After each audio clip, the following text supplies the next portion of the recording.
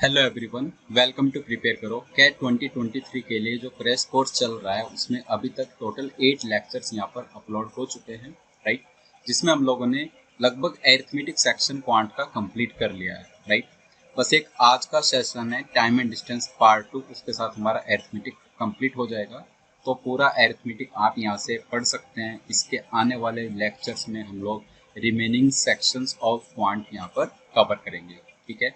तो लास्ट जो सेशन था लेक्चर नंबर 8, उसमें टाइम एंड डिस्टेंस पार्ट 1 हमने कवर किया था, जहाँ पर रेशियो प्रोपोर्शन वेरिएशन टूल्स क्या क्या यूज़ कर सकते हैं वो डिस्कस हुआ। एवरेज स्पीड, लीनियर रेस, इस टाइप के कुछ टॉपिक्स वहाँ पर मैंने डिस्कस किए थे, राइट।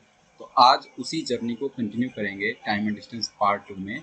और क्या क्या टॉपिक्स कवर करेंगे? Trains, boat and stream, escalators, और ये हमारा लास्ट टॉपिक होगा सर्कुलर ट्रैक्स। उसके बाद टाइम एंड डिस्टेंस हमारा कंप्लीट हो जाएगा, ओके। तो टूल्स अभी भी हम लोग आरपीवी टूल्स पर ही ज़्यादा डिपेंड करेंगे। जो भी लास्ट सेशन में डिस्कशन हुआ था उसी पर हम ज़्यादा डिपेंड करेंगे। बस कुछ कुछ चीज़ें स्पेसिफिक है तो वो मैं वहाँ पर कवर करता रहूँगा टॉपिक वाइज, ओके। तो स्टार्ट करते हैं ट्रेन्स। तो ट्रेन्स पर बेस्ड जो क्वेश्चंस हैं उसमें जनरली क्रॉसिंग ऑफ ट्रेन्स वाले क्वेश्चंस ज़्यादा दिखते हैं। तो एक बार वो वाला पार्ट यहाँ पर देख लेते हैं, क्रॉसिंग ऑफ ट्रेन्स का, ओके। तो फर्स्ट सिनेरियो क्या होता है? फर्स्ट सिनेरियो होता है train crossing a pole, right. Train crossing a pole, ये कोई पहला सिनेरियो है, इसको डिस्कस करते हैं। क्रॉसिंग अ पोल तो क्या होता है एक्चुअल में, राइट। ये प्लेटफॉर्म है और इस पर ट्रेन चल रही है, let's say, right. Train on a platform. अब इसको कोई पोल क्रॉस करना है तो क्या होगा? से ट्रेन की डायरेक्शन ये है, मूविंग डायरेक्शन ऑफ ट्रेन, और ट्रेन की लेंथ L है और ट्रेन की स्पीड S है, ये हमने मान लिया है, ओके। तो एक सिनेरियो होगा जब पोल ट्रेन के फ्रंट एंड के सामने होगा, बिल्कुल जो पोल है वो ट्रेन के फ्रंट एंड के एकदम सामने होगा, राइट। और जब ट्रेन उसको क्रॉस कर जाएगी तब वही पोल ट्रेन के रियर एंड के पास होगा, रियर एंड के जस्ट सामने। दैट मीन्स इस पूरे प्रोसेस में जो डिस्टेंस कवर हुई है वो लेंथ ऑफ ट्रेन के बराबर है, और वो डिस्टेंस किस स्पीड से कवर हुई है वो है स्पीड ऑफ ट्रेन के बराबर। तो कहना इसे इन दिस सिनेरियो जो टाइम होगा, time to cross will be length of train L upon speed of train L। ये सबसे सिंपलेस्ट सिनेरियो है ट्रेन क्रॉसिंग का। जब ट्रेन किसी पोल को क्रॉस करती है तो L अपॉन S वहाँ पर हम लोग यूज कर लेते हैं, ओके। अब इसी सिनेरियो को रिप्लेस करते हैं सेकंड सिनेरियो से, जहाँ पर ट्रेन किसी मूविंग पर्सन को क्रॉस करती है, राइट। तो सेकंड सिनेरियो हमारे पास आ जाता है train crossing a moving person. Train crossing a moving person. तो ट्रेन मूविंग पर्सन को क्रॉस करे और लेट से पर्सन की स्पीड है S1। हमने पर्सन की स्पीड को S1 मान लिया है, okay. So train crossing a moving person, उसमें क्या होगा? उसमें जो टाइम लगेगा वो डिस्टेंस तो सेम रहेगी, लेंथ ऑफ ट्रेन, बट जो स्पीड है वो स्पीड रिलेटिव स्पीड में कन्वर्ट हो जाएगी। जब भी दो ऑब्जेक्ट्स मूविंग होते हैं तो वहाँ पर हम लोग नॉर्मल स्पीड की जगह उनकी रिलेटिव स्पीड वहाँ पर यूज करते हैं। तो जो ट्रेन और पर्सन की रिलेटिव स्पीड होगी वो डिपेंड करेगी पर्सन और ट्रेन के डायरेक्शन पर। अगर दोनों सेम डायरेक्शन में है या दोनों ऑपोजिट डायरेक्शन में है, तो दोनों ऑपोजिट डायरेक्शन में है तब तो स्पीड हो जाएगी S प्लस S1। ये कब?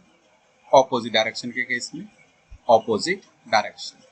If person and train are moving in opposite direction, person और ट्रेन ऑपोजिट डायरेक्शन मूव कर रहे हैं, तब जो रिलेटिव स्पीड उनकी आएगी वो आएगी S प्लस S1। तो टाइम आ जाएगा L upon S plus S1, और यही टाइम क्या आएगा? और this T is equal to L upon S minus S1, जब ट्रेन और पर्सन सेम डायरेक्शन में है, राइट। ऑपोजिट डायरेक्शन के बाद ये है सेम डायरेक्शन, ठीक है। क्योंकि सेम डायरेक्शन में जो रिलेटिव स्पीड होती है वो डिफरेंस ऑफ स्पीड्स होती है, और ऑपोजिट डायरेक्शन में रिलेटिव स्पीड क्या होती है? सम ऑफ स्पीड्स, ठीक है। अब एक थर्ड केस है train crossing a platform. Train crossing a platform. जब कोई ट्रेन किसी प्लेटफॉर्म को क्रॉस करती है, जैसे पोल को क्रॉस किया तो पोल की तो कोई लेंथ होगी नहीं, लेकिन अगर इसी पोल की जगह कुछ ऐसे बड़ा सा एक प्लेटफॉर्म होता और ट्रेन इस प्लेटफॉर्म को क्रॉस कर रही होती, तो उस केस में जो टोटल डिस्टेंस कवर होती वो total distance length of train plus length of platform के बराबर होती। तो train crossing a platform, platform की लेंथ मैंने मान ली है L1। यहाँ पर टाइम कितना लगेगा, तो अब टोटल डिस्टेंस चेंज हो जाएगी।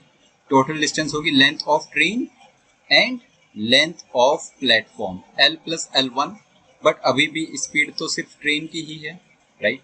तो L plus L1 upon S।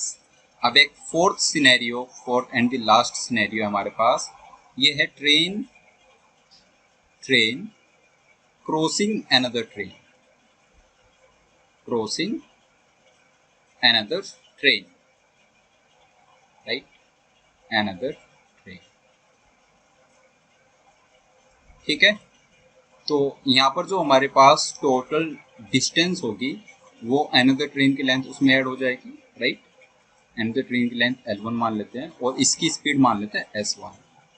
Another train is moving with the speed S1 and another train की लेंथ क्या है, L1। तो अब टाइम कितना लगेगा, अब इसमें टोटल डिस्टेंस भी चेंज होगी और स्पीड भी रिलेटिव स्पीड में कन्वर्ट हो जाएगी। तो अब इसको आप लिखोगे L plus L1 upon S plus S1, जब दोनों ट्रेन का डायरेक्शन ऑपोजिट है, ऑपोजिट डायरेक्शन के केस में ऑपोजिट डायरेक्शन, या फिर यही टाइम किसके बराबर आएगा, और this t is equal to, ये टाइम किसके बराबर है, L plus L1 upon S minus S1। मान लिया हमने कि S स्पीड ज्यादा है S1 से, S माइनस S1, और ये कब वैलिड है, जब सेम डायरेक्शन है, सेम डायरेक्शन। ये चार सिनेरियोज बनते हैं। अभी एक रिसेंट का जो सिनेरियो इवॉल्व हुआ है वो है train crossing driver of another train. Just to confuse students, train crossing driver of another train is nothing but train crossing a moving person. हमें कंफ्यूज होना ही नहीं है उसमें। Train crossing a moving person, अब ये मूविंग पर्सन किस vehicle में मूविंग है उससे क्या फर्क पड़ रहा है, उससे तो कोई फर्क पड़ना ही नहीं चाहिए ना। अब इस मूविंग पर्सन को आप कार से मूव कराओ, आप इसको बाइक से मूव कराओ, आप इसको ट्रेन से मूव करा दो, देयर इज नो डिफरेंस। तो बस ये चीज ध्यान रखनी है, train crossing driver of another train is nothing but train crossing a moving person and this moving person is moving with the speed of that particular train, जिस train का driver है। ओके, बस इतना सा फर्क है। तो देखते हैं एक बार क्वेश्चन जब आएगा तो मैं वहां पर इसको अच्छे से क्लैरिफाई करूंगा। क्वेश्चन 1 पर आ जाते हैं। A train takes 30 seconds to cross a 200-meter long bridge. Okay. It takes 40 seconds to cross a 300-meter long bridge. Find the time that the train takes to pass an electric pole. किसी electric pole को पास करने में train को कितना time लगेगा, तो उसके लिए हमें ट्रेन की लेंथ और ट्रेन की स्पीड चाहिए। मान लेते हैं ट्रेन की लेंथ L है और ट्रेन की स्पीड है S, L, S। तो कैन वी से L प्लस 200, जब उसने 200 मीटर लॉन्ग ब्रिज कवर किया तो L plus 200 total distance cover हुई। ये है speed of train into time taken, तो S इंटू 30 के बराबर। इक्वेशन नंबर 1 बोल देते हैं। ओके, जब उसने 300 मीटर लॉन्ग ब्रिज को कवर किया तो उस केस में distance covered is L plus 300, speed is still speed of train, but time कितना लगा यहाँ पर उसको 40 सेकेंड्स का। तो ये हमारा राइट सेकेंड इक्वेशन। अब आप इन दोनों का डिफरेंस ले लो, इक्वेशन 2 में से इक्वेशन 1 माइनस करोगे तो ये आ जाएगा 100 is equal to 10s is equal to s into 10। तो स्पीड ऑफ ट्रेन कितनी आ गई, s की वैल्यू ये आ गई 10 मीटर पर सेकेंड। एक वेरिएबल आ गया 10 मीटर पर सेकेंड, दूसरा वेरिएबल l हमें चाहिए, उसको आप इक्वेशन 1 से इजीली फिगर आउट कर सकते हो s की वैल्यू पुट करके। तो अगर इक्वेशन 1 में s को 10 रखोगे, l प्लस 200 कितना बनेगा, L plus 200 is equal to 300। जब आपने इसको 10 रखा, यहाँ से L की वैल्यू आ गई 100। Length of train is 100 meter, speed of train is 10 meter per second, time to cross electric pole is L upon S 100/10, और आंसर हमारा कितना आ जाएगा, 10 सेकेंड्स, राइट। 10 सेकेंड्स हम लोग यहाँ पर अपना आंसर मार्क करते हैं। आसान सवाल था। Next, two trains of length 300 meter each take 12 seconds to cross each other when they are traveling in opposite direction and 60 seconds to cross each other when they are traveling in same direction. Find the speed of the faster train. Okay. Just one line का सवाल है, ध्यान से read करो language क्या कह रही है। Two trains of length 300 meter each take 12 seconds to cross each other when they are traveling in opposite directions and take 60 seconds to cross each other when they are traveling in the same direction. Find the speed of the faster train in kilometer per hour. Okay, ठीक है। So can I say, अगर एक train की speed s है और एक train की speed s1, तो s प्लस s1 कितना होगा? s प्लस s1 ये होगा टोटल डिस्टेंस 300 प्लस 300, टोटल जो उन्होंने डिस्टेंस कवर के 300 plus 300 divide by time 12 seconds. 12 seconds कब लगा? जब उनका डायरेक्शन ऑपोजिट था, तभी स्पीड सम होगी रिलेटिव स्पीड निकालने के लिए। तो 600 डिवाइड बाई 12 इज 50। ऐसे ही अगर इनका डायरेक्शन सेम है तो s माइनस s1 आपने लिखा रिलेटिव स्पीड, और वो आगे total distance covered 300 plus 300 upon total time taken. Time कितना लगा उस केस में? 60 सेकेंड्स का, राइट। और ये आ गया 10। तो s plus s1 is 50, s minus s1 is 10।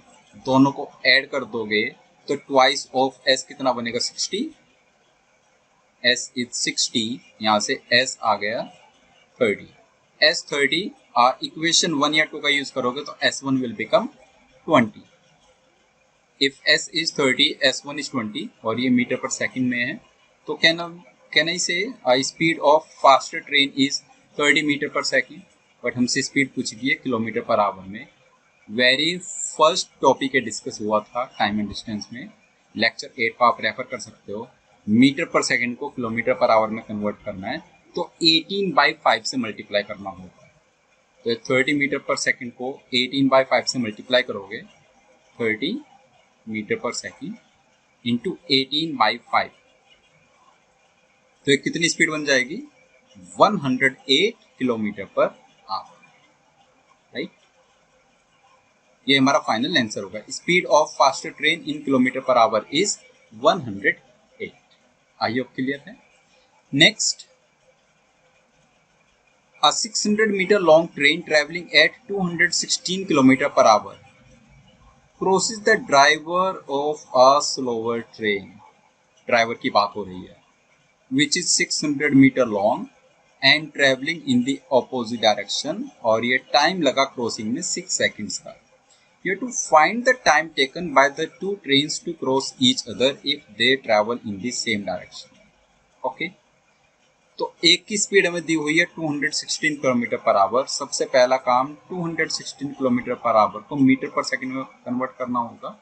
So 216 into 5/18, 18 12 जा 216, 12 5 जा 60। ये स्पीड तो आगे 60 meter per second. Speed of faster train is 60 meter per second. अब एक स्पीड है स्लोवर ट्रेन की, उसको मान लेते हैं S1। Speed of slower train is S1। अगर स्लोवर ट्रेन की स्पीड S1 है और उसके ड्राइवर को क्रॉस किया जा रहा है तो क्या नहीं, ड्राइवर की स्पीड भी S1 हो गई। अब कोई ट्रेन है, आ मूविंग ट्रेन, जिसकी लेंथ 600 मीटर है और जिसकी स्पीड 60 मीटर पर सेकंड है। 600 मीटर लेंथ की ट्रेन 60 मीटर पर सेकंड की स्पीड पर है, वो किसी पर्सन को क्रॉस कर रही है, मूविंग पर्सन को। तो उस केस में टाइम टू क्रॉस कितना होता है? जो 6 सेकेंड्स टाइम, वो कितना होता है? लेंथ ऑफ ट्रेन जो भी क्रॉस करेगी 600 डिवाइड बाई रिलेटिव स्पीड निकाल लें। रिलेटिव स्पीड किसकी? जो ये ट्रेन है 600 मीटर लॉन्ग, इस ट्रेन की relative speed with moving person, और मूविंग पर्सन की स्पीड कितनी है? S1। डायरेक्शन है ऑपोजिट, तो डिवाइड बाई 60 प्लस S1 लिखोगे, बाई 60 प्लस S1, राइट। ये आ गया। अब इसको सोल्व करो तो यहां से आप क्या पाओगे? 60 plus S1 is 100, S1 is equal to 100। तो कैन आई से speed of slower train S1 इसकी वैल्यू आ जाएगी 40 metre per second. Slower train की स्पीड आ गई 40 मीटर पर सेकेंड। अब पूछा गया कि दोनों ट्रेन एक दूसरे को क्रॉस करे जब वो सेम डायरेक्शन में जा रही हो तब टाइम कितना लगेगा। तो जब दोनों ट्रेन की बात होगी तो वहां पर टोटल डिस्टेंस चेंज हो जाएगी। टोटल डिस्टेंस होगी 600 पहली ट्रेन की लेंथ प्लस 400 दूसरी ट्रेन की लेंथ डिवाइड बाई, अब आपको रिलेटिव स्पीड निकालनी है 60 और 40 की, बट इस बार डायरेक्शन सेम है तो 60 माइनस 40 करना पड़ेगा, माइनस 40। ये टाइम कितना आ जाएगा 600 400 is 1000 divide by 60 minus 40 is 20, so 100 by 2 is 50 seconds का टाइम यहाँ पर लग जाएगा। तो दोनों ट्रेन को एक दूसरे को क्रॉस करने में 50 सेकेंड्स का टाइम लगेगा अगर वो सेम डायरेक्शन में चल रही है। आई होप क्लियर हो गया ड्राइवर वाला case. Okay, now next, train M started from town A. ये बहुत फेमस क्वेश्चन है, ये कैट एग्जाम में और बहुत सारे एग्जाम्स में आता रहता है क्वेश्चन, राइट। तो इसको तो ध्यान से समझेंगे ही। Train M started from town A towards town B at 6 AM and reached town B at 2 PM. Train N started from town B towards A at 7 AM and reached town A at 3 PM. So at what time did both the trains cross each other? ये दिया हुआ है हमें। Okay, तो इसको आप ऐसे समझिए, ये दो टाउन्स हैं, town A and B, A and B। Train M ने A से स्टार्ट किया, M started from A towards B, और कितने बजे स्टार्ट किया है 6 AM पर, alright, and reached B at 2 PM। मतलब अगर मैं आपसे पूछूं ट्रेन एम को कितना टाइम लगा है टोटल, तो 6 AM से स्टार्ट किया 2 PM पर पहुंच गई है, तो 8 आवर्स का टाइम लगा है ट्रेन एम को। Perfect. Train N started from town B towards A at 7 AM। N जो ट्रेन है उसने बी से स्टार्ट किया टुवर्ड्स ए, और इसने 1 आवर लेट स्टार्ट किया, मतलब 7 AM पर स्टार्ट किया, and reached A at 3 PM। तो जो ट्रेन एन है उसको भी 8 आवर्स का टाइम लगा, 1 घंटा लेट स्टार्ट किया, 1 घंटा लेट पहुंच गई, 7 बजे स्टार्ट किया, 3 बजे पहुंच गई। ओके, तो 8 आवर्स का टाइम इसको भी लग गया। At what time did both the trains cross each other, ये हमें फिगर आउट करना है कि कितने टाइम पर दोनों ट्रेन ने ईच अदर को क्रॉस किया। रिलेटिव स्पीड का ही सवाल है, दो ऑब्जेक्ट्स मूविंग एक दूसरे के रिस्पेक्ट में, तो वो हमें रिलेटिव स्पीड से ही टैकल करना होगा। मान लेते जो ए बी वाली टोटल डिस्टेंस है उसको डी मान लिया, अभी डी मान लेते हैं, बाद में मैं आपको बताऊंगा कि अगर उसको आप इन दोनों टाइम का एलसीएम मान लोगे तो आपकी कैलकुलेशन बहुत ज्यादा आसान हो जाएगी। अभी के लिए डी मान लो, ठीक है। अभी अगर आप इसको डी मान लेते हो, ए बी के बीच की जो डिस्टेंस है वो डी है, तो कहना इससे ट्रेन एम की स्पीड हो जाएगी D/8 किलोमीटर पर आवर, और एन की स्पीड ये भी D/8 किलोमीटर पर आवर हो जाएगी। दोनों ट्रेन की स्पीड हमने निकाल ली है इन terms of D. Relative speed का कॉन्सेप्ट ये कहता है कि आप जो दोनों ऑब्जेक्ट्स हैं उनका टाइम सेम बनाओ, जो उनका स्टार्टिंग टाइम है, जो जर्नी को स्टार्ट करने का टाइम है, उसको आप सेम बनाओ और फिर वहां से अप्लाई करो रिलेटिव स्पीड का कॉन्सेप्ट। तो टाइम सेम बनाने के लिए जो ट्रेन एन है वो तो 7 बजे चली है, लेकिन ट्रेन एम 6 बजे चल दी थी, तो हम एक काम करते हैं 7 बजे तक ट्रेन एम को अकेले चलने देते हैं। ट्रेन एम 7 बजे तक चलकर किसी पॉइंट सी तक पहुंच गई। अब यहाँ पर एम की ये पोजीशन आ गई और अब टाइम हो गया 7 AM का, तो आप कह पाए दोनों ट्रेन का अब टाइम सेम है। उसके लिए ए सी डिस्टेंस कुछ हो गई होगी ना, ए सी डिस्टेंस कुछ तो कवर हो गई है। तो ये ए सी डिस्टेंस ट्रेन एम ने कवर की 1 आवर टाइम में, और ए सी की स्पीड क्या थी D/8, हाँ एम की स्पीड वो थी D/8, तो D/8 डिस्टेंस कवर हुई होगी 1 आवर में, ए सी डिस्टेंस हो गई D/8। तब आउट ऑफ डी अगर D/8 डिस्टेंस ट्रेन एम ने अकेले ने कवर कर ली, तो ये रिमेनिंग डिस्टेंस कितनी हो गई, डी में से 7D/8 बची, 7D/8 ये डिस्टेंस बचेगी। अब इस डिस्टेंस को दोनों ट्रेन रिलेटिव स्पीड से कवर कर रही हैं, ठीक है। अब दोनों का स्टार्टिंग टाइम सेम है, तो जो डिस्टेंस बची 7 बजे के बाद इस डिस्टेंस को कवर करने में कितना टाइम लगेगा, तो टाइम कैसे निकालते हो, distance 7D/8 upon relative speed. एक की स्पीड है D/8, दूसरी की स्पीड वो भी D/8, और दोनों का डायरेक्शन ऑपोजिट, तो प्लस कर दो, राइट। ये टाइम कितना आ जाएगा 7d/8 upon 2d/8, 8 cancel, 7d/2d मतलब 3.5 आवर्स का टाइम ही लग गया, 3.5 आवर्स। 7 AM के बाद 3.5 आवर्स कहता है कि 10:30 AM का टाइम हो जाएगा, 10:30 AM। तो दोनों ट्रेन की मीटिंग कब होगी 10:30 AM। अब जो मैंने स्टार्टिंग में पॉइंट आपको बोला था कि डी की जगह अगर इनका एलसीएम मान लोगे तो कहानी थोड़ी सिंपल हो जाएगी। तो वो पॉइंट ये था कि अभी जैसे आपको यहाँ पर 7d/8 ये जो फ्रैक्शंस आपको देखने को मिल रहे हैं ये तब आपको देखने को नहीं मिलते। तो मैं इस क्वेश्चन में तो आपको नहीं बता रहा है, मैं नेक्स्ट क्वेश्चन सेम ही क्वेश्चन है सिमिलर टाइप का, उसमें एलसीएम लेकर के डिस्टेंस एज्यूम करूंगा, तब आप देखना कहानी कितनी सिंपल हो जाती है। ओके, सिमिलर टाइप का क्वेश्चन है। क्या कह रहा है क्वेश्चन ये, so our train M leaves A at 4 AM and reaches B at 8 AM। 4 AM से 8 AM, ए को कितना टाइम लगा 4 आवर्स का टाइम, राइट। ये दो स्टेशन हैं, station A and B. Okay, train M ने स्टार्ट किया ए से और 4 AM पर स्टार्ट किया, 8 AM पर पहुंच जाती है स्टेशन बी। तो ये कह पा रहे हैं हम लोग कि एम को जो टाइम लगा वो लगा 4 आवर्स का time. And the train N leaves station B at 5। N ने स्टेशन बी को लीव किया और इसने 5 AM पर लीव किया, okay. And reaches station A at 11 AM। तो एन को टाइम लगा 5 AM से 11 AM मीन 6 आवर्स का टाइम लगा। यहाँ पर जो डिस्टेंस को हम एज्यूम करेंगे वो 4 और 6 का एलसीएम ले लेंगे, तो 4 और 6 का एलसीएम होता है 12। तो आप डिस्टेंस को डी एज्यूम ना करके 12d एज्यूम करो, देखो कहानी कितनी आसान होगी उससे। अगर ये टोटल डिस्टेंस 12d है, राइट, 12 कहाँ से आया, एलसीएम ऑफ 4 एंड 6। तो m की स्पीड कितनी लिखोगे, 12d डिस्टेंस को 4 आवर्स टाइम में कवर किया है, तो 3d इसकी स्पीड आ गई। और n की स्पीड कितनी आ गई, n की स्पीड आ गई 12d डिस्टेंस को 6 आवर्स में कवर किया, मतलब इसकी स्पीड आ गई twice of d kilometre per our, right. अब हमें पहले टाइम सेम बनाना है, तो टाइम 5 AM पर चलिए ट्रेन n और ट्रेन m चलिए 4 AM पर, तो 5 AM तक ट्रेन m को अकेले ट्रेवल करा दो, m यहाँ पर आ जाएगी पॉइंट C पर, राइट, और 5 AM टाइम हो जाएगा। 1 आवर में ट्रेन m कितनी डिस्टेंस कवर करेगी, जितनी उसकी स्पीड है 3d इंटू 1 आवर, तो 3d ही आ जाएगा। ये आ गया 3d, तो रिमेनिंग डिस्टेंस कितनी है 9d। अब ये 9d डिस्टेंस कौन कवर कर रहा है, दोनों ट्रेन्स रिलेटिव स्पीड से कवर कर रही हैं। तो यहाँ पर टाइम कितना लगेगा 9d को कवर करने में, this t is equal to 9d divide by दोनों की स्पीड का सम कर दो 3d प्लस 2d, राइट। कोई भी फ्रैक्शन हमें देखने को नहीं मिला पूरी स्क्रीन पर, आप देख सकते हो, ओके। ये इसका फायदा होता है। तो t is equal to 9/5, 9/5 hours. बहुत ट्रिक है यहाँ पर, इसमें अक्सर हम मिस्टेक कर देते हैं।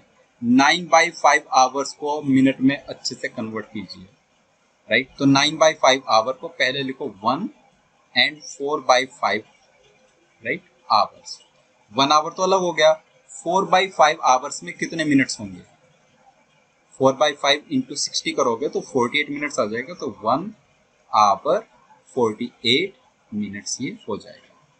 अभी 5 AM के बाद अगर आपको 1 आवर 48 मिनट्स लग रहा है, तो दैट मीन्स जो टाइम है मीटिंग टाइम वो कितना है 6:48 AM, okay. 6:48 AM will be the time of meeting. I hope clear हो गया है, एलसीएम वाली बात अच्छे से समझ आ गई है। अब आपका टास्क है जो प्रीवियस क्वेश्चन था उसको भी ऐसे ही डिस्टेंस एलसीएम लेकर के ट्राई करना और उसका आंसर देखना कितना आपके लिए इजी होता है, okay. Now next, okay, this is very famous question. ये मैं क्वांट वाली सीरीज में ऑलरेडी डिस्कस कर भी चुका हूँ, तो इसको मैं वापस यहाँ पर डिस्कस करूंगा। A train approaches a tunnel AB. Inside the tunnel is a cat located at a point that is 3/8 of the distance AB measured from the entrance A. So there is a tunnel of length AB, you can say, या फिर tunnel के जो and points है वो है A and B, ऐसा मान सकते हो। A and B are the end points of tunnel सो ये उसका एंट्रेंस है ए और ये टनल का एग्जिट है बी, और ट्रेन इस एंट्रेंस ए को अप्रोच कर रही है, ट्रेन, राइट, ऐसा बोल सकते हो, ट्रेन इस एंट्रेंस ए को अप्रोच कर रही है, right. Inside the tunnel is a cat located at a point that is 3/8 of the distance AB measured from entrance A. अभी अगेन ये 3/8 है, तो हम टोटल जो लेंथ है AB की उसको क्या एज्यूम करें, 8 का मल्टीपल एज्यूम करें टोटल को। तो अगर आप कह रहे हो कि AB जो लेंथ है वो 8x है, let's say AB length is 8x, तो जो कैट है वो कहाँ पर है, वो 3x डिस्टेंस पर होगी, 3/8 ऑफ 8x, तो cat is eight 3x distance. यहाँ पर ये कैट है बेसिकली, ये डिस्टेंस 3x है, तो ऑपोजिट साइड डिस्टेंस कितनी होगी 5x। Let's say this is point M, right, point M पर कैट है इनसाइड द टनल, ओके। तो AM डिस्टेंस इज 3x और BM distance is 5x। Now when the train whistles the cat runs, जब ट्रेन whistle करेगी तो cat will run. If the cat moves to the entrance of the tunnel A, the train catches the cat exactly at the entrance. अगर ये train entrance A की तरफ जाती है तो जो ट्रेन है वो कैट को exactly at the entrance A catch कर लेगी, okay. Unfortunately, if the cat moves to the exit B, then also the train catches the cat at exactly the exit. मतलब कैट एंट्रेंस की तरफ जाए या फिर एग्जिट की तरफ जाए, एंट्रेंस की तरफ जा रही है तो ट्रेन उसको ए पर कैच कर ले रही है, और एग्जिट की तरफ जा रही है तो ट्रेन उसको बी पर कैच कर ले रही है। तो आपको बताना है what is the ratio of speed of train and cat. This is very very interesting question, okay, ठीक। एक मैं आपको थोड़ा सा लॉन्ग मेथड इसका बताता हूँ, फिर मैं आपको इसका वन लाइनर मेथड बताऊंगा जिसमें आपको पेन पेपर की भी कोई रिक्वायरमेंट नहीं होगी, ठीक है, जस्ट आपको इंटरप्रेट करना होगा प्रॉपर।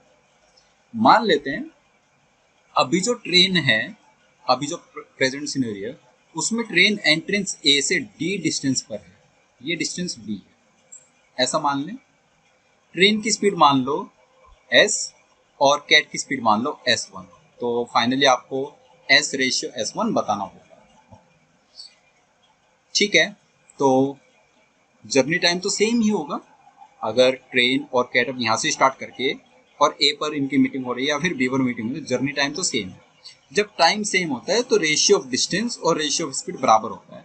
तो फर्स्ट केस में आप कह दोगे कि जो S अपॉन S1 है, speed of train upon speed of cat, वो किसके बराबर है, ट्रेन ने इस मीटिंग में कितनी डिस्टेंस कवर की D, ओके, और कैट ने इस मीटिंग में कितनी डिस्टेंस कवर की 3x।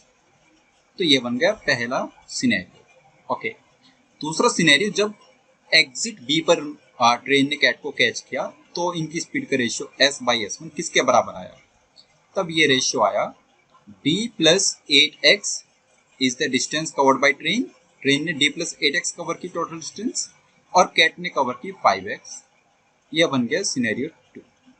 आप दोनों को इक्वेट कर दो, राइट, दोनों को इक्वेट करोगे तो कैन वी से D/3x किसके बराबर है, ये D + 8x/5x, 8x/5x, x cancel हो जाएगा बॉटम से डिनोमिनेटर से, तो आप क्या पाओगे 5D = 3D + 3 8 24x। तो यहां से हमारा D कितना आ गया, D आ गया 12x। अगर D 12x है तो S/S1 कितना आ जाएगा, इक्वेशन 1 से S/S1, D को 12x रख दो, 12x/3x, यहाँ से जो रेशियो आ गया 4:1। स्पीड ऑफ ट्रेन 4 है और speed of cat 1 in terms of ratio points. ये तो थोड़ा लेंथी मेथड है जिससे आप आंसर कर पा रहे हो यहाँ पर, राइट। मैं कह रहा हूँ इस सब को करने की कोई रिक्वायरमेंट नहीं है, आप जस्ट इसको करेक्टली इंटरप्रेट कर लो, राइट। कैसे, देखो दो सिनेरियोज हैं, राइट। अगर मैं यहाँ पर देखूं, फर्स्ट सिनेरियो में ट्रेन ने D डिस्टेंस कवर की, उतने में कैट ने 3x डिस्टेंस कवर कर लिया, बोल सकते हैं ऐसा। फर्स्ट सिनेरियो में जितने टाइम में ट्रेन ने d डिस्टेंस कवर की उतने में कैट ने 3x डिस्टेंस कवर की। तो क्या हम इसको एज अ थंब रूल कह सकते हैं कि जब भी ट्रेन d डिस्टेंस कवर करेगी तो कैट 3x डिस्टेंस कवर कर लेगी। कोई हार्म नहीं है, क्योंकि स्पीड चेंज नहीं करोगे तो ये सिनेरियो इंटैक्ट रहेगा ही। तो जब वो एंट्रेंस ए की तरफ आई तो ट्रेन ने d डिस्टेंस कवर की, कैट ने 3x कवर की। अगर एग्जिट बी वाली साइड की बात करें, ओके, तो जितने टाइम में ट्रेन ए तक पहुंची होगी, जितने टाइम में ट्रेन ए तक पहुंची होगी उतने टाइम में कैट ने 3x कवर कर लिया होगा, राइट, और 2x बचा होगा। बोल सकते हैं ऐसे, आउट ऑफ 5x कैट ने 3x कवर किया, क्योंकि ट्रेन ए पर पहुंच गई है। जितने में ट्रेन ए पर पहुंचती है उतने में कैट 3x कवर कर ही लेती है, राइट। तो कहना ही से अब सिर्फ 2x पार्ट बचा हुआ है कैट के लिए और पूरा 8x पार्ट बचा हुआ है ट्रेन के लिए। तो अब जितने टाइम में कैट 2x कवर करेगी उतने टाइम में ट्रेन 8x कवर करेगी। तो कैन वी से कि उनकी स्पीड का रेशियो तो straight away 8x upon 2x आ जाएगा, 4/1। कुछ करना ही नहीं है हमें, राइट। आई होप ये बात समझ आ गई है। वीडियो को दोबारा से यहाँ से आप देख सकते हो, इस वाले पार्ट को, आपको अच्छी अंडरस्टैंडिंग इसकी हो जाएगी। तो 4:1 will be our answer. Okay, ठीक है। नेक्स्ट कॉन्सेप्ट आ जाता है बोट एंड स्ट्रीम का। तो जो जरूरी चीज है वो मैं यहाँ पर बताऊंगा और वही वाली चीजें एस्केलेटर बेस्ड क्वेश्चंस में हमें काम आ जाएंगे। तो बोट एंड स्ट्रीम में दो टाइप के मोशन होते हैं, एक होता है अपस्ट्रीम और एक होता है डाउनस्ट्रीम। किसको अपस्ट्रीम बोलना है किसको डाउनस्ट्रीम बोलना है देख लेते हैं एक बार। तो अपस्ट्रीम तब बोलेंगे जब हम अगेंस्ट स्ट्रीम जा रहे हैं। अपस्ट्रीम किसको बोलेंगे? जब हम अगेंस्ट स्ट्रीम जा रहे हैं, अगेंस्ट स्ट्रीम, अगेंस्ट स्ट्रीम, और you can say against current और अगेंस्ट रिवर फ्लो और against the flow of water, कुछ भी ऐसा हो सकता है। तो स्ट्रीम में एक जेनरिक टर्म यूज कर रहा हूँ, अगेंस्ट स्ट्रीम मीन्स अपस्ट्रीम। और डाउनस्ट्रीम कब बोलेंगे? डाउनस्ट्रीम, तो डाउनस्ट्रीम हम बोलेंगे विद स्ट्रीम, राइट। अगर वो स्ट्रीम के मतलब फ्लो के साथ है अगर, तो उसको डाउनस्ट्रीम का केस बोला जाएगा। कुछ मैं एजम्पशन यहाँ पर लेकर चल रहा हूँ, राइट, मतलब वेरिएबल में एज्यूम कर रहा हूँ basically. Speed of boat, speed of boat in still water, speed of boat in still water, इसको आप मान लीजिए v kilometer per our.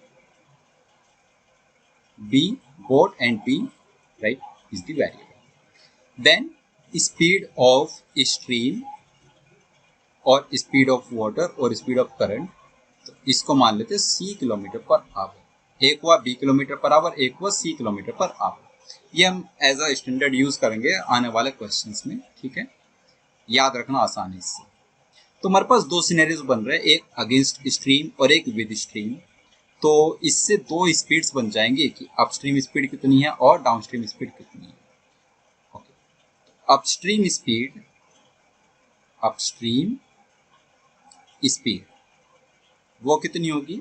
Upstream speed, इसको हम रिप्रेजेंट करेंगे वी यू से। अपस्ट्रीम स्पीड वी यू, ये होगी हमारी v माइनस सी। क्योंकि आप फ्लो के अगेंस्ट है तो डिफरेंस लेना पड़ेगा। बेसिकली वाटर उसको अपोज करेगा तो उसकी इफेक्टिव स्पीड, बोट की इफेक्टिव स्पीड को कम कर देगा, तो b माइनस सी, ठीक है। और जो डाउनस्ट्रीम स्पीड है, डाउनस्ट्रीम स्पीड, उसको हम लिखेंगे वेरिएबल में vd, डाउनस्ट्रीम स्पीड vd। और अब वाटर बोट के मोशन को सपोर्ट कर रहा है, तो जब सपोर्ट करेगा मतलब उसकी स्पीड को इंक्रीज कर देगा, तो हम इसको लिखेंगे b plus, right, b plus. अब एक राउंड ट्रिप कंसिडर करते हैं, this is very important point, आपको काफी हेल्प करेगा क्वेश्चन सॉल्विंग में। तो नोट बना करके आप लिखिए,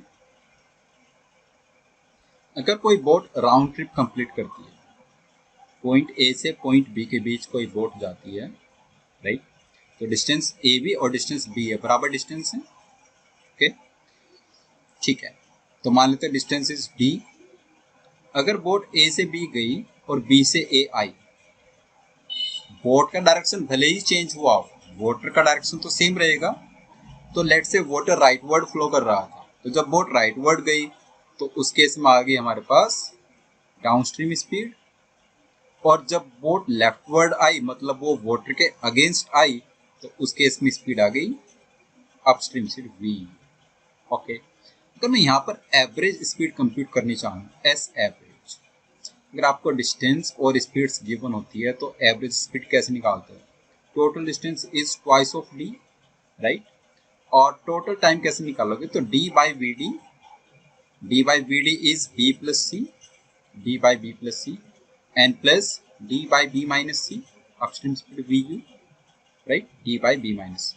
ये डी तो हमारा कैंसिल आउट होते हुए दिख रहा है आराम से। तो एस एवरेज कितना आ जाएगा? As average will be twice of B square minus C square in the numerator upon twice of B in the denominator. 2 से 2 कैंसिल करोगे तो ये एवरेज स्पीड आ जाएगी B square minus C square upon. This is very very important, questions में इसका आप right help ले सकते हो इस फॉर्मूला की, वेरी इंपॉर्टेंट। तो ये नोट पॉइंट तो ध्यान में रखना है, ओके। ये वाली स्टोरी है। अब इसी टाइप की स्टोरी को हम एस्केलेटर्स में एक्सटेंड करेंगे, तो इसको ध्यान रखना है, ओके। अभी जब एस्केलेटर्स पर आएंगे तो वहां पर सेम पॉइंट्स मैं यूज करूंगा, सेम स्पीड्स। क्वेश्चंस पर आ जाते हैं। क्वेश्चन नंबर 1 क्या कह रहा है? A boat can travel at 12 kilometer per hour in still water, मतलब जो बी है वो है 12। It travelled 135 kilometer upstream and return to the starting point taking all together 24 hours.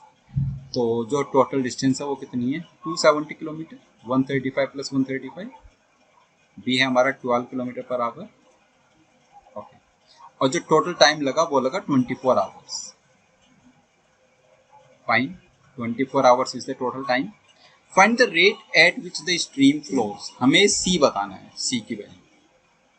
तो कहना इसे राउंड ट्रिप की बात हो रही है यहाँ पर, 135 किलोमीटर जाना किसी पॉइंट पर, फिर वहां से वापस आना। तो राउंड ट्रिप वाले केस में एवरेज स्पीड वाला फॉर्मूला ध्यान रखिए, उसको अप्लाई कीजिए, हो सकता है उससे डायरेक्टली आपकी बात बन जाए।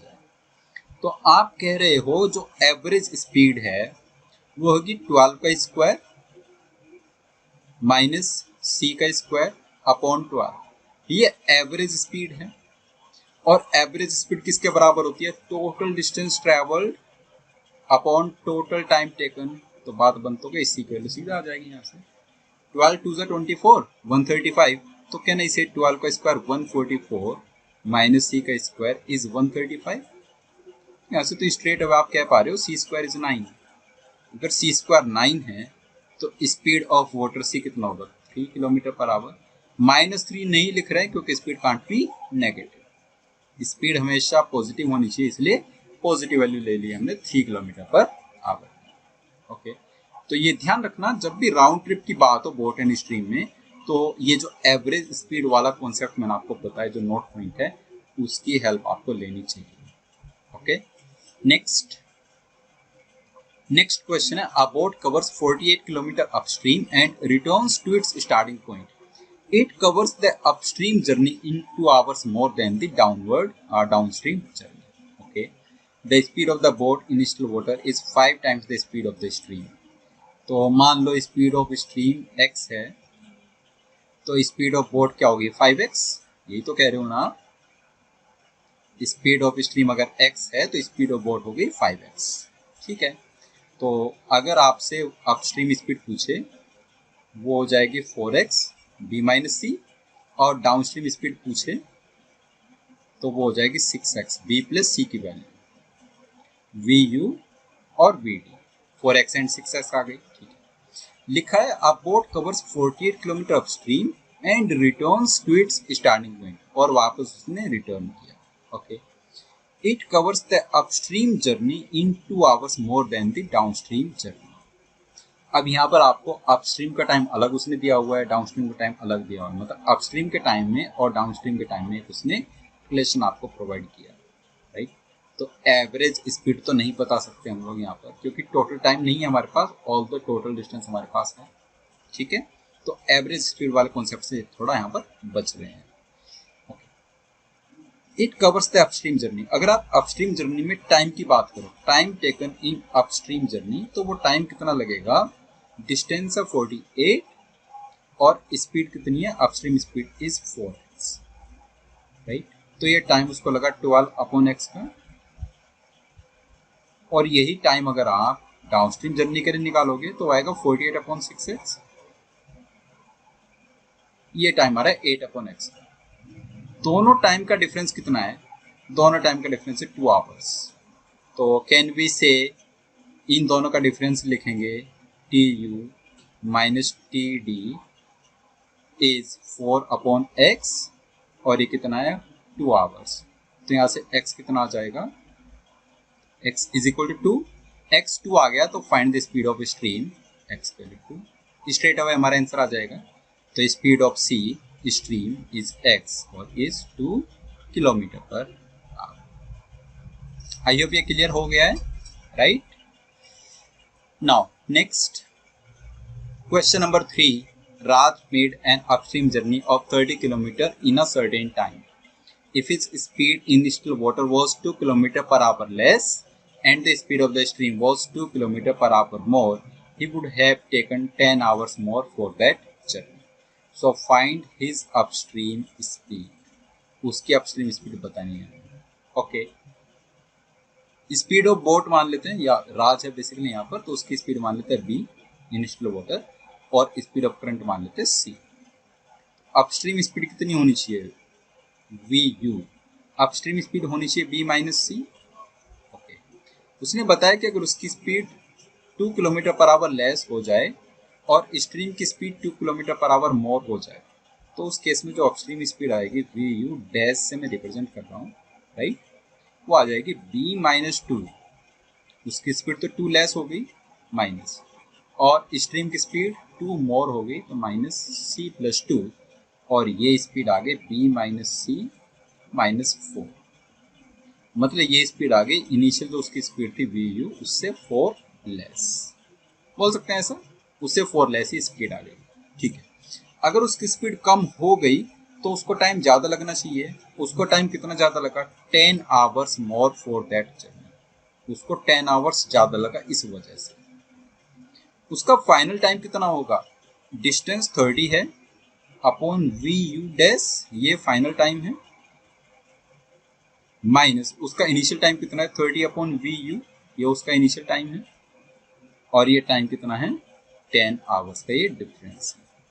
VU डैश को VU माइनस 4 लिख लें, 30 10 कैंसिल हो जाएगा, तो 3 upon VU minus 4 minus 3 upon VU upstream speed is 1, ये आ जाएगा। यहाँ पर आप एलसीएम ले लो, तो VU इंटू VU माइनस 4, ऊपर आ जाएगा 3 VU और माइनस V कैंसिल, 3 4 से 12 बचेगा ऊपर, और दिस इज 1, राइट। तो अब आपके पास में इक्वेशन बन जाएगी, रादर इक्वेशन बनने नीड नहीं है, इसको ऐसे लिखो V into VU into VU minus 4 is equal to 12, okay, ये बना आपके पास। अब आप बताओ VU कितना होना चाहिए। आप चाहो तो इसको क्वाड्रेटिक बनाकर सॉल्व कर सकते हैं, बट क्योंकि VU एक पॉजिटिव नंबर होगा, अपस्ट्रीम स्पीड है, तो हमें क्वाड्रेटिक बनाने की रिक्वायरमेंट नहीं है इसको फर्दर, और आप यहीं पर इसमें कुछ वैल्यू पुट करके देख सकते हो। तो VU कितना होना चाहिए, यहाँ से आपने पुट किया, अगर आप 8 पुट करते हो तो 8 4 जा 32 बन जाएगा। अगर आप 4 पुट करते हो तो 4 2 जा 6, 8 और 4 के बीच में अगर आप 6 पुट करते हो, VU को 6 रखोगे तो 6 इंटू 6 माइनस 4 इज 2, 6 2 जा 12 बन जाएगा। दैट मीन्स यहाँ से स्ट्रेट अवे VU कितना आ जाएगा, 6 किलोमीटर पर आवर। क्वाड्रेटिक से हमें बचना होता है बेसिकली एग्जाम में, तो हम वैल्यूज पुट करके देखने की कोशिश पहले करते हैं, ओके, ठीक है। नेक्स्ट है एस्केलेटर्स का कॉन्सेप्ट। एस्केलेटर्स का कॉन्सेप्ट और बोट एंड स्ट्रीम का कॉन्सेप्ट बिल्कुल सिमिलर है, राइट। एस्केलेटर, तो कुछ आपको एक एस्केलेटर दिया हुआ है, लेट्स से इस टाइप से। अब ये जो एस्केलेटर है वो मान लेते हैं मूविंग अप एस्केलेटर है, मूविंग अप एस्केलेटर। अगर एस्केलेटर मूविंग अप है तो पर्सन उस पर मूविंग अप जा रहा है, लेट्स से, राइट। यहाँ पर कोई पर्सन है and person is also moving up. Questions में मूविंग अप भी हो सकता है पर्सन ऐसे एस्केलेटर पर जो कि मूविंग अप एस्केलेटर है, या फिर मूविंग डाउन भी हो सकता है, ठीक है। एस्केलेटर ऊपर जा रहा है और पर्सन उस पर नीचे आ रहा है बेसिकली, तो दोनों सिनेरियोज पॉसिबल हो सकते हैं। अब मैं अगेन यहाँ पर कुछ कुछ चीज़ एज्यूम करता हूँ। फर्स्ट है number of steps on escalator, steps on escalator. तो number of steps on escalator है हमारा n, और ये किसी भी टाइम पर n ही रहेगा, क्योंकि एस्केलेटर में क्या होता है, एक तरफ से स्टेप्स ऐड होते जाते हैं और एक तरफ से वो विजिबल होते जाते हैं, ठीक है। तो number of steps at any point of time is n on the escalator. Second, अगर स्पीड ऑफ एस्केलेटर की बात करें, speed of escalator ESC is small e steps per unit time. Unit time hour, minute, second किसी में भी हो सकता है। तो देखते हैं एग्जाम जो क्वेश्चन है उसमें किस हिसाब से टाइम दिया हुआ है। तो ई स्टेप्स पर यूनिट टाइम हमने मान लिया स्पीड ऑफ एस्केलेटर। अगर ये स्पीड लेट से 5 स्टेप्स पर सेकंड है, तो मतलब एक सेकंड में वो 5 स्टेप्स उसके आपको मूव होते हुए दिखेंगे।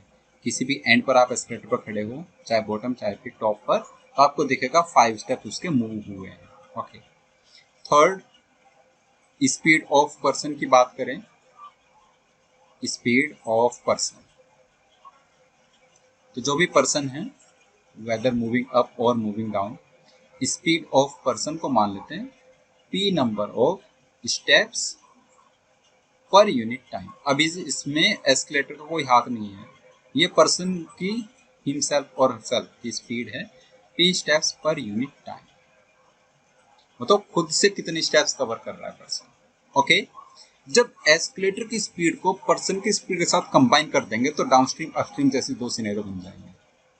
एक केस जिसमें एस्केलेटर पर्सन को सपोर्ट कर रहा है, एस्केलेटर इज मूविंग अप और पर्सन भी उस पर अप जा रहा है, तो बेसिकली एस्केलेटर पर्सन को सपोर्ट कर रहा है तो स्पीड हो जाएगी p प्लस ई।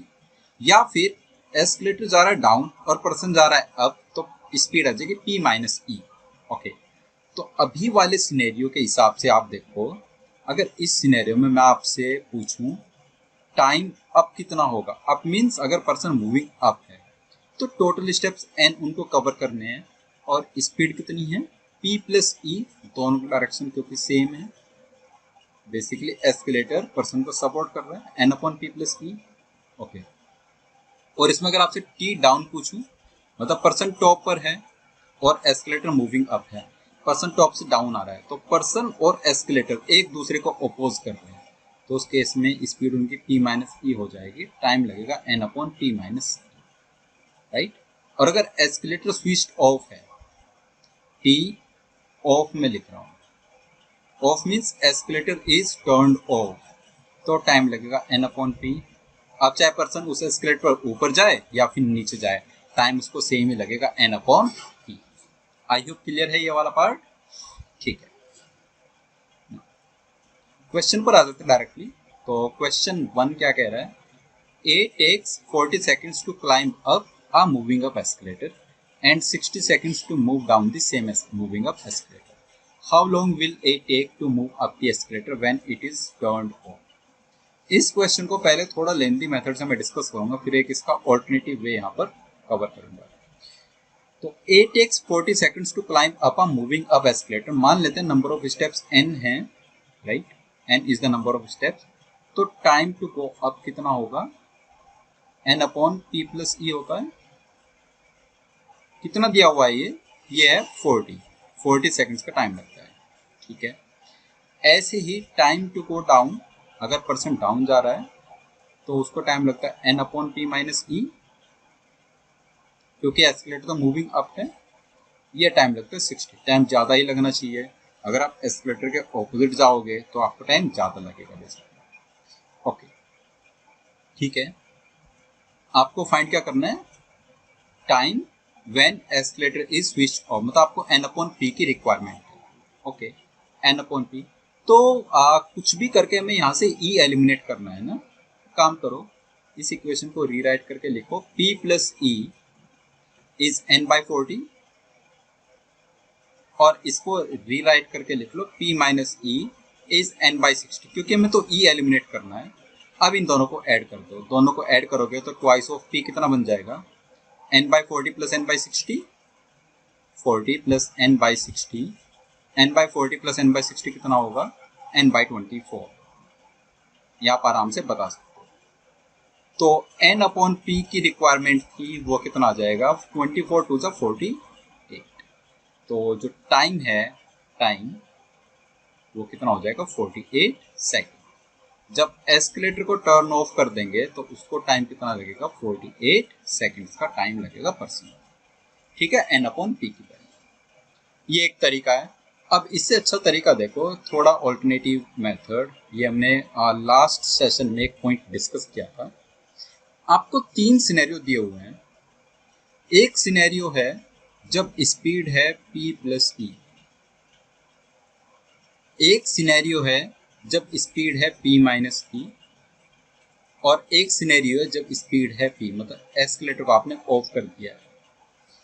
डिस्टेंस तो तीनों केस में n के बराबर है, नंबर ऑफ स्टेप्स के बराबर, और ये स्पीड्स हमें दिख रही हैं कि ये अरिथमेटिक प्रोग्रेशन में है। स्पीड्स आर इन AP, तो जो टाइम है, time will be in HP। p plus E के केस में टाइम लगा था 40 सेकेंड्स का, p माइनस ई के केस में टाइम लगा था 60 सेकेंड्स का, p के केस में टाइम लगा है t। तो जो स्मॉल t है वो 40 और 60 की हार्मोनिक मीन होना चाहिए। तो t की वैल्यू स्ट्रेट अवे आप क्या कह पाओगे, t is equal to 2 into 40 into 60 upon 40 plus 60, 40 into 60 upon 40 plus 60, सीधा आपका आंसर यहाँ से आ जाएगा। So 4 6 24 2 48 seconds is your answer. तो ऐसे करके आप आंसर कर सकते हो। एस्केलेटर वाले क्वेश्चन में ये मेथड बहुत यूजफुल होगा, राइट। एग्जाम में भी, अगर एग्जाम में ऐसा क्वेश्चन कोई आता है, ठीक है। तो ऑल्टरनेटिव मेथड जरूर आप ध्यान रखिए। नाउ नेक्स्ट क्वेश्चन है, an escalator was moving up from floor x to floor y। Floor x से फ्लोर y जा रहा है एस्केलेटर। इट हैड 120 स्टेप्स, उसमें टोटल स्टेप्स 120 हैं। तो कैपिटल N हमें दिया हुआ है 120 steps. Okay, Anil took 24 seconds to walk up on it. Anil walk up करता है, मूविंग अप एस्केलेटर है, उसको 24 सेकेंड्स का टाइम लगा। तो कैन आई से 120 अपॉन अनिल की स्पीड मान लेते हैं p, और एस्केलेटर की स्पीड मान लेते हैं e। तो 120 upon p plus E is 24, और इसको आप ऐसा बोल दो कि p plus E is 5। e is 120 upon 24 is 5। ये बन गई हमारी फर्स्ट इक्वेशन। अब ये कह रहा है इफ इज स्पीड डबल्ड, अगर उसकी स्पीड को डबल कर दे, and that of escalator is tripled, you would have taken only 10 seconds to walk up on. अगर उसकी स्पीड को डबल कर देते, बेसिकली 120 अपॉन, अगर आप अनिल की स्पीड को डबल करते ट्वाइस ऑफ p, और एस्केलेटर की स्पीड को आप करते थ्राइस ऑफ e, तब उसको टाइम सिर्फ 10 सेकेंड्स का लगता है। इस इक्वेशन को आप ये भी तो लिख सकते हो, twice of p plus thrice of e is 12, of p plus thrice of e is 12। Okay, और ये बन गई इक्वेशन नंबर 2। 1 और 2 को आराम से सॉल्व कर सकते हैं p कोमा e के लिए, कोई प्रॉब्लम उसमें नहीं होगी। तो उसको सॉल्व करने के लिए फर्स्ट इक्वेशन को मल्टीप्लाई कर लो 2 के साथ, और दोनों का डिफरेंस ले लो। तो जब 2 के साथ मल्टीप्लाई कर लोगे, ये बन जाएगी twice of p plus twice of e is 10।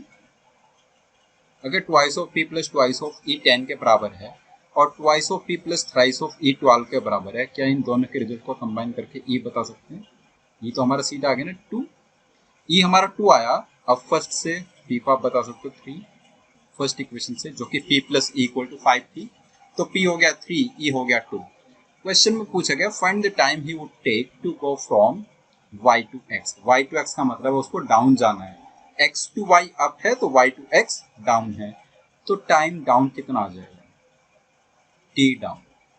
Steps तो हैं ये एस्केलेटर पर 120 अपॉन p माइनस e लिखोगे, p हमारा 3 है और e हमारा 2 है, तो 120 सेकेंड्स का टाइम इसको लग जाएगा, 120 सेकेंड्स। ओके, आई होप ये पार्ट क्लियर हो गया है। ठीक है, 120 सेकेंड्स का टाइम इसको लगेगा डाउन जाने में। ओके, अब चलते हैं अपने लास्ट टॉपिक पर, टाइम एंड डिस्टेंस के, and the topic is circular tracks.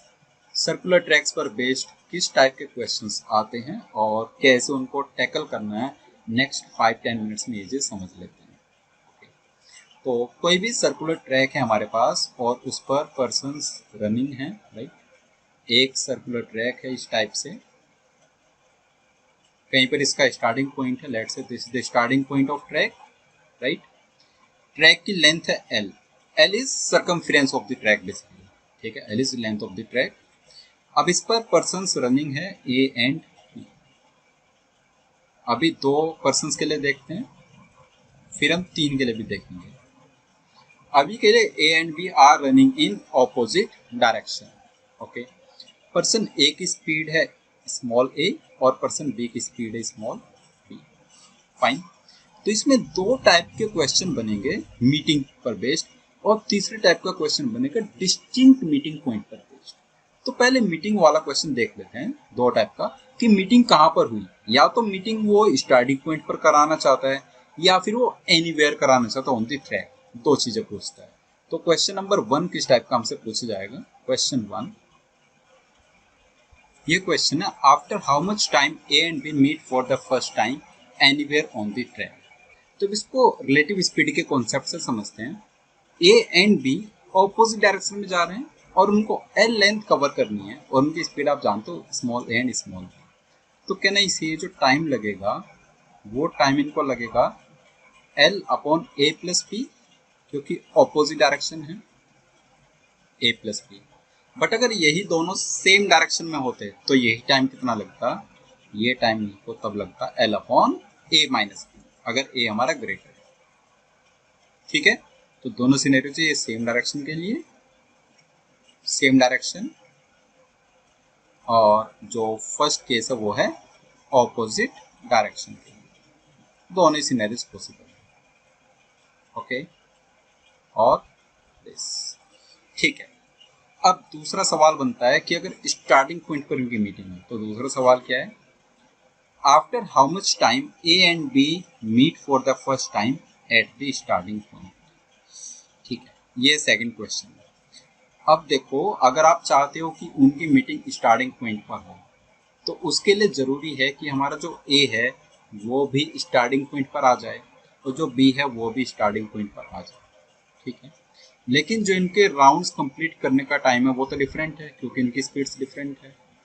ए की स्पीड स्मॉल ए है, बी की स्पीड स्मॉल बी है, दोनों की स्पीड्स डिफरेंट है, तो इनका 1 राउंड कंप्लीशन टाइम तो डिफरेंट होगा, राइट। लेकिन ऐसा हो सकता है कि मल्टीपल राउंड्स के बाद ए और बी दोनों साइमल्टेनियसली स्टार्टिंग पॉइंट पर आ जाए, तो वही टाइम हमें फाइंड आउट यहाँ पर करना है। तो उसके लिए क्या करोगे, पहला फाइंड करो T A. T A is 1 round completion time of A, 1 round completion time of A, ये होगा L upon small a is 1 round completion time of A. Just एक एजम्पशन में ले रहा हूँ कि लेट्स से ये जो टाइम है वो 8 सेकंड्स आ जाता है, after every 8 seconds A is on starting point, just एक एजम्पशन मैंने लिया। ठीक है, ऐसे ही अगर मैं टी बी कैलकुलेट करूँ, T B is 1 round completion time of person B, ये होगा L अपॉन स्मॉल बी, और एजम्पशन के लिए इसको मान लेते 6 सेकंड से टाइम लगा, 6 सेकंड्स। ठीक है, तो आफ्टर एवरी 6 सेकंड्स बी हमारा स्टार्टिंग पॉइंट है, दोनों सेम टाइम पर कब आएंगे स्टार्टिंग पॉइंट पर, तो ए 8 सेकंड्स के बाद है, 16 सेकंड्स के बाद है, 24 सेकंड्स के बाद है, 32 सेकंड्स के बाद, 40 सेकंड, 48 सेकंड, इस टाइप से after every 8 seconds A is on starting point. B की बात करें तो 6 सेकंड्स के बाद, 12 के बाद, 18 के बाद, 24, राइट। तो 8 वाला जो है, जो ए है वो 24 पर था स्टार्टिंग पॉइंट पर, और जो बी है वो भी 24 पे। 24 कौन सा नंबर है? 24 is LCM of 8 and 6।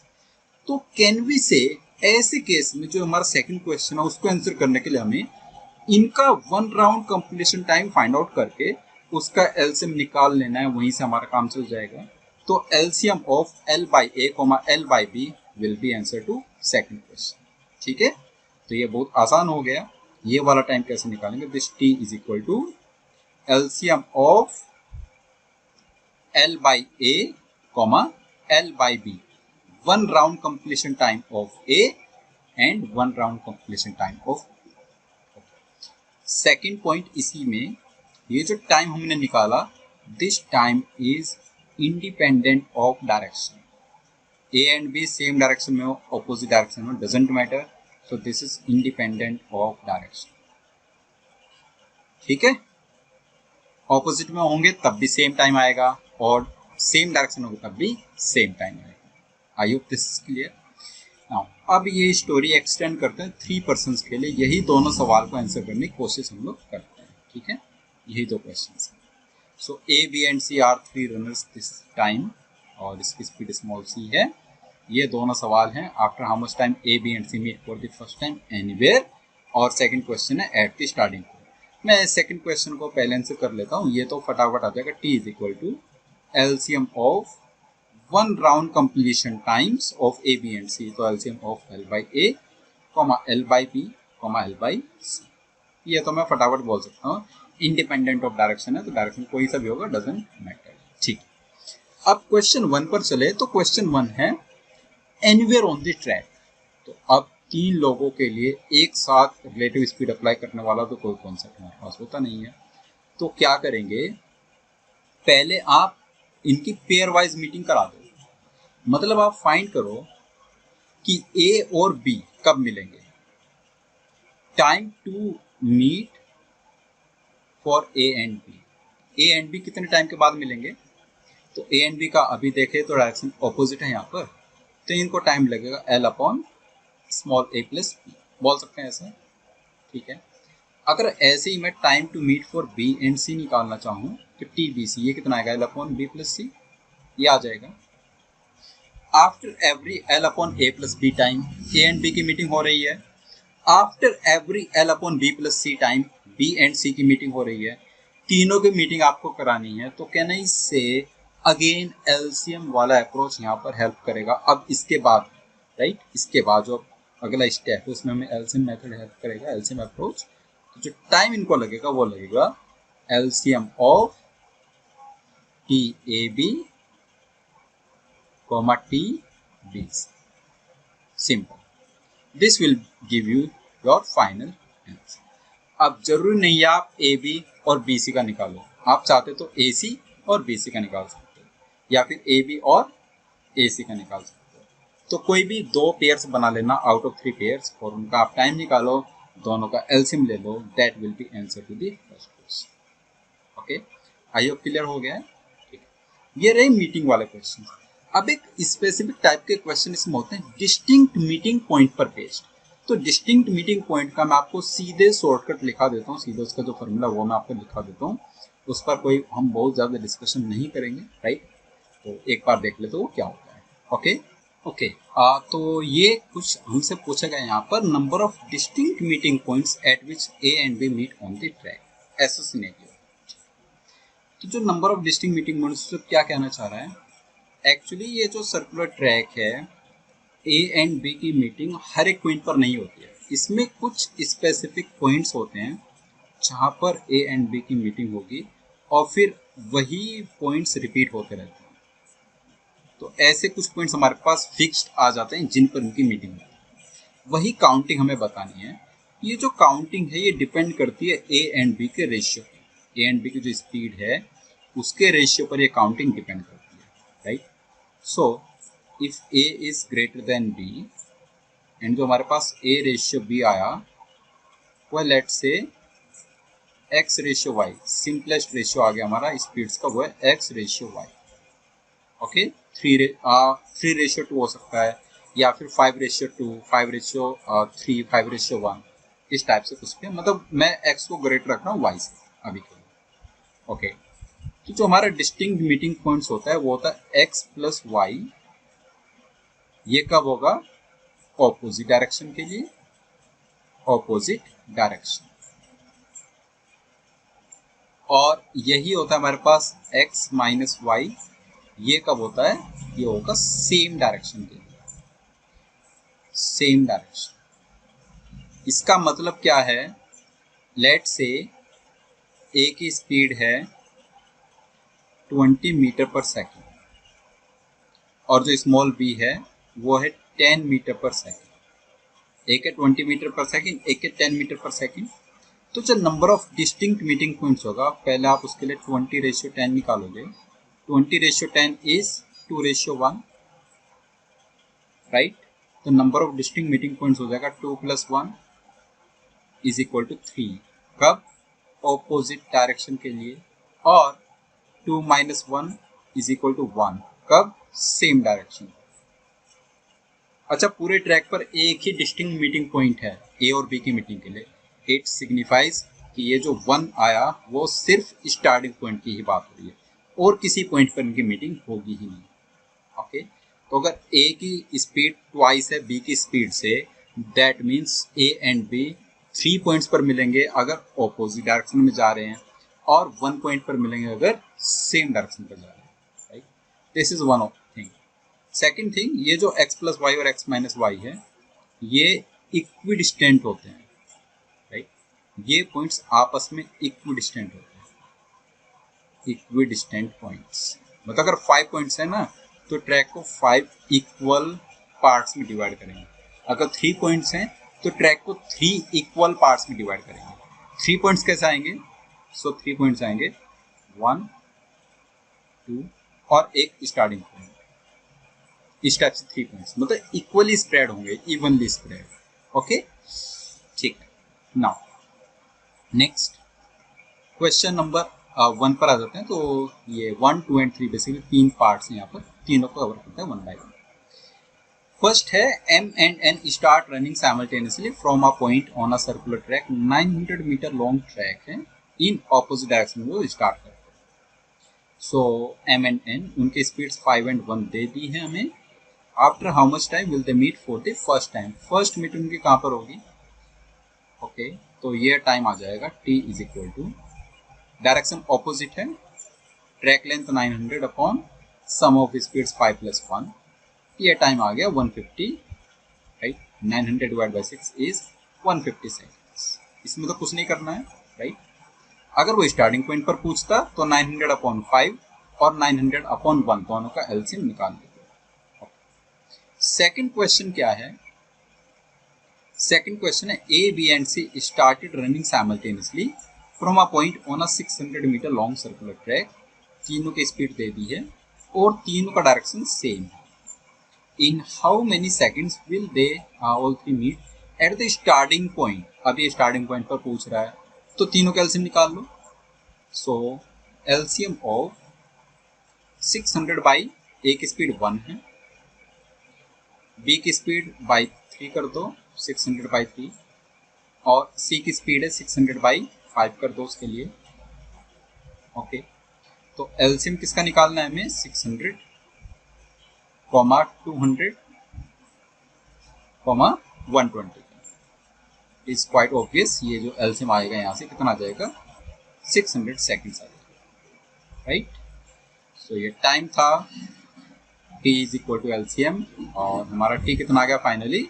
t = 600 seconds will be our answer, right? Third question क्या कहना चाह रहा है? अब थर्ड क्वेश्चन में अगेन 3 रनर्स हैं, 400 मीटर की ट्रैक लेंथ है, तीनों की स्पीड दी हुई है 2 metre per second, 4 metre per second and 2 metre per second, और हमें बताएंगे कि फर्स्ट मीटिंग कब होगी, राइट? डायरेक्शन एक बार देख लो, A and B started with speeds this in same direction, और C started with the speed in the opposite direction, C उन दोनों से ऑपोजिट जा रहा है। तो एनीवेयर ऑन द ट्रैक की बात हो रही है, तो इसमें क्या करेंगे, पेयर वाइज देख लेंगे, A और B का, A और C का, B और C का, किसी भी दो पेयर का हम लोग देखेंगे। तो A एंड B का टाइम कितना है, TAB कितना है, सो 400 डिवाइड बाई A की स्पीड कितनी है 2 और B की स्पीड है 4 माइनस 2 कर दो क्योंकि सेम डायरेक्शन है। 400 अपॉन 2 आ गया 200 metre per second, 200 second rather, ये टाइम आ गया 200 सेकेंड्स। अगर हम A और C का निकालें या फिर B और C का, राइट, किसी का भी निकाल सकते हैं, अपनी चॉइस है। तो अगर आप A और C का टाइम निकालते हो वो आ जाता है 400 अपॉन A की स्पीड 2 है, C की स्पीड 2 है, 2 + 2 = 4, ये आ जाएगा 100 सेकेंड्स, राइट। ऑपोजिट डायरेक्शन था A और C का, तो स्पीड्स का सम हुआ है। 100 एंड 200 का हमें एलसीएम चाहिए, राइट। तो T = एलसीएम ऑफ 200, 100, 200, 100 का एलसीएम कितना होगा 200, तो इसका आंसर आ जाएगा 200 सेकेंड्स। ओके, मैं जानबूझकर पार्ट 3 में एलसीएम ऑफ फ्रैक्शन आपको बताना चाहता हूँ। ओके, तो जैसे ए बी और ए सी का हमने पेयर बनाया, अब ए बी और बी सी का पेयर बनाओ एक बार। ओके, ये तो ठीक है। अब अगर आपको, राइट, बी सी का पेयर बनाना पड़े ए सी की जगह, तो ए सी वाला जो टाइम है उसकी जगह बी सी टाइम का यूज करें। ओके, बी सी को कितना टाइम लगता है मीटिंग में। So time taken by B and C to meet anywhere will be 400 upon B की स्पीड कितनी है 4 और C की स्पीड है 2 और ऑपोजिट डायरेक्शन में 400/6 is 200/3। ये फ्रैक्शन मुझे चाहिए था क्योंकि अब इससे मुझे लर्न करना है एलसीएम ऑफ फ्रैक्शन कैसे कंप्यूट करते हैं। फाइन, सो एलसीएम ऑफ जो हमारा फाइनल आंसर होगा वो होगा T = LCM of 200, 200/3, 200/3। LCM of fraction होता है LCM of numerator which is equal to LCM of 200, 200 upon HCF of denominators divide by HCF of denominators. Denominator में क्या क्या है, 200 के नीचे कुछ नहीं है तो 1 मान लेते हैं, जस्ट फॉर अंडरस्टैंडिंग। तो 1,3, 1,3 का हाईएस्ट कॉमन फैक्टर इज 1, 200, 200 का एलसीएम इज 200। तो यहाँ से हमारा रिजल्ट क्या आएगा, T = 200 divide by 1, still our answer is 200 seconds. I hope ये क्लियर है। तो फ्रैक्शंस वाला पार्ट यहाँ पर यूज होता है और टाइम एंड डिस्टेंस में, सर्कुलर ट्रैक्स में, तो वो चीज थोड़ी ध्यान से देखें। Okay, now last question time and distance का। तो ये क्वेश्चन है हमारे पास, two students started simultaneously from the same point on a circular track and ran at speeds of 20 km/h and 30 km/h। Speeds दी हुई है, find the number of distinct meeting points. तो फटाफट answer करेंगे, 20:30 is to 3, right. Same direction में कितना आ जाएंगे points, meeting points same direction के लिए, 2 और 3 का डिफरेंस, ये आ जाएगा 3 - 2 = 1 पॉइंट। और अगर ऑपोजिट डायरेक्शन की बात करें, ऑपोजिट डायरेक्शन के लिए तो कितने पॉइंट्स आएंगे, 3 + 2 = 5 पॉइंट्स। तो जब ये ऑपोजिट डायरेक्शन में मूव करेंगे ट्रैक पर, तो इनके जो डिस्टिंक्ट मीटिंग पॉइंट्स होंगे कितने होंगे, टोटल 5, और ये पांचों इक्वली स्प्रेड होंगे पूरे ट्रैक। तो जहां पर 1 लिखा हुआ है 1 means only the starting point. I hope this is clear. ठीक है, तो टाइम एंड डिस्टेंस में इतना ही है, राइट, कैट के लिए जो इम्पोर्टेंट पार्ट है। ओके, अगर आपको कुछ भी डाउट है किसी कॉन्सेप्ट में या किसी भी क्वेश्चन में, ओके, या कोई स्पेसिफिक टॉपिक आप दोबारा पढ़ना चाहते हो टाइम एंड डिस्टेंस का, तो आप कमेंट बॉक्स में टाइप करके बता सकते हो, राइट, या अपना डाउट पूछ सकते हो। नेक्स्ट वीडियो में हम लोग मिलेंगे किसी और टॉपिक के साथ, तो तब तक के लिए बाय बाय।